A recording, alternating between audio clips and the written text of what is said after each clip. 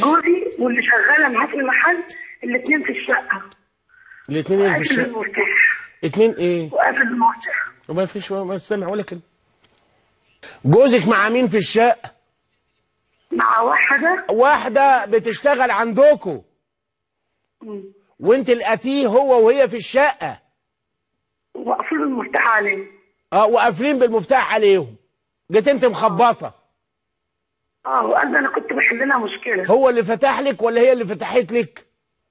لا هو ما فتحليش خالص. ما حدش فتح احسن عشان ما توجعيش دماغك ودماغهم. كويس. وجيت انت واخده بعضك وماشيه. بس انا انت ايش يعرفك ان هما الاثنين جوه ما دام ما حدش فتح لك؟ بعدها عرفتي منين؟ منه هو قال لك ايه؟ قال ان كان بيحل لها مشكله. طب وماله؟ وانت مش مصدقاه؟ لا. ومخلفه منه.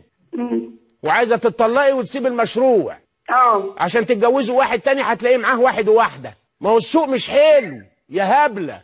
هو انت فاكره لما تسيبيه ده هتتجوزي عمر بن الخطاب؟